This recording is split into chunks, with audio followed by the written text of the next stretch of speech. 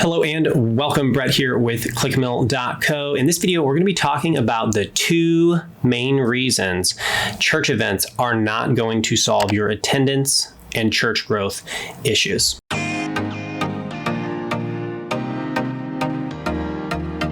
So as we get into the content, we talk to pastors all over the United States every day, and they're always kind of asking questions as to, we have these events. We even get traction at the events. We're seeing large numbers of people show up for Christmas or Easter or whatever the event is, but then they're not sticking to our ministry. They're coming to the door, they're putting their foot in, they're having a good time, but then they're not coming to the core of the ministry. Why?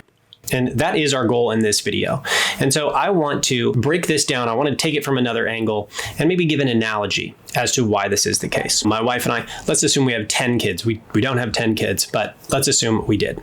And what we want in the evenings is we want to have the kids downstairs, having family time and building a relationship and having community and all of these things that a family should be doing, a healthy family. We find that only 2 of the children are willing to come downstairs and engage in this kind of time together in the evenings. Now, the other kids, it's like pulling teeth to get them downstairs. They're fighting us at and they don't want to.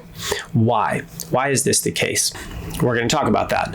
However, what we do notice is that as Christmas rolls around, it's Christmas morning. The presents are under the tree. We've got the decorations up and the lights, and there's all kinds of food and families coming over. Who comes downstairs? Everybody comes downstairs. So we find, well, hey, that really worked. We really got a lot of traction. We got a lot of people coming, maybe they'll come down tomorrow after the event. And what happens? Maybe some of them, off of the fumes of the event and the good time, maybe, they're trickling down a little bit. But then after, a week or 2 weeks, nobody's coming downstairs. Well, we need to have another event. And so you can see how this type of thought process can perpetuate itself in ministries in the Western world. This is now our primary mode of marketing. Continuing from there, we want to put on events, bigger and bigger and better events to get people coming in, but they're not sticking to the ministry. They're not coming back. And this is because that having people coming into and sticking to your ministry is not an event problem. It is a relationship problem. And there are 2 reasons why when people come to your ministry, they don't stay or continue to come over a long period of time. And we're going to talk about those right now. If my wife and I are trying to get our kids to come downstairs and engage with the family, there are 2 reasons. Now, the first reason that they're not coming downstairs is because they don't feel like their needs are being met. And this is an overarching concept that I talk about in the blogs at ClickMill, in our consulting calls, in the YouTube videos, everywhere, because this is a fundamental element of human nature. People go where their needs are met. And if you look at the New Testament, I'll put a verse below that talks about 3 rounds of people who are sick coming to Jesus for healing. He heals them. They go out. They get more people who are sick. They walk all across Syria to get their friends and bring them to Jesus. He heals them. Then all of those now healthy people go and bring even more people from all of the areas to Jesus, and he heals them. And then all of these people, thousands of people, are following Jesus through the wilderness. People go where their needs are met. And so if my wife and I have family time downstairs and the kids aren't coming, it's because whatever the kids feel their needs are, we're not meeting those things, because it's always better to be somewhere where your needs are being met than where they're not being met. And so to solve this problem, what we have to do as the parents is we have to say, what are the needs that each individual child has or that the family has as a whole, and how do we meet those more effectively? And it's not even the needs that I think they have. It's the needs that they think they have.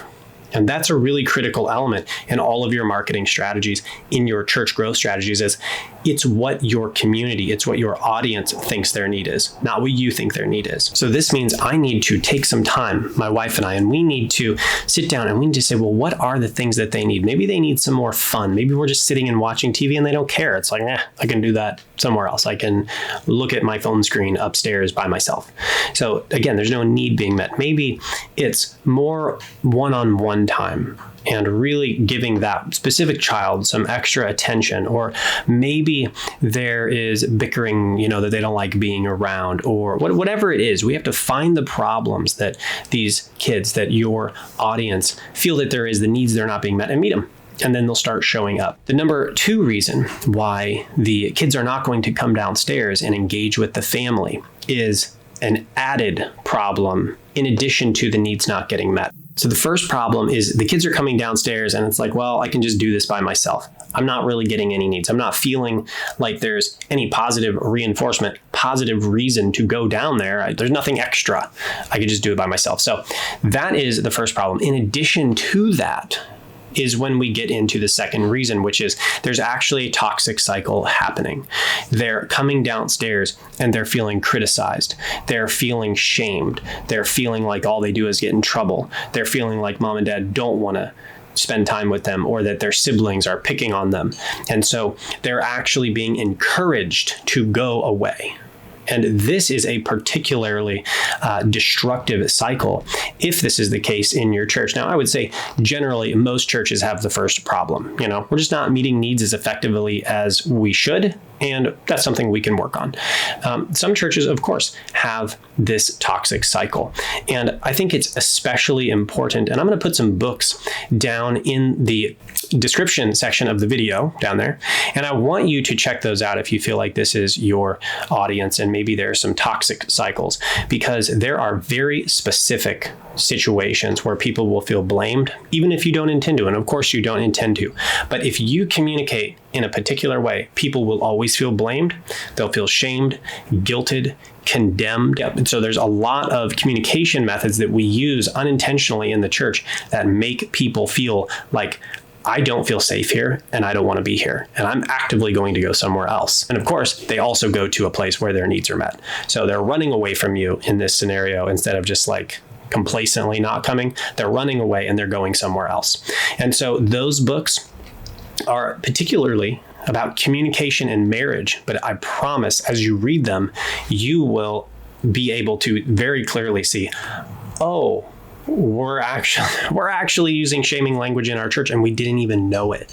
And here's how to do it different. It's really beneficial for your marriage too. So anyway, just for your benefit and for the benefit of how your church community, your church leaders are communicating to your audience. Those are the top 2 reasons church events aren't going to solve your attendance problem, because once the event is over and the presents are opened, it just gets back to real life. And what's really there in your ministry is either not meeting their needs, or maybe there is some element that's toxic, unintentional, but needs to be addressed, and they're running away from it. And this is, the second issue there is a really big issue, and personally for me, I grew up in a toxic home environment. And I remember the reason why I started going to church was because it was a safe place. The youth pastor, I just went to start having fun. But what I quickly discovered is it was safe.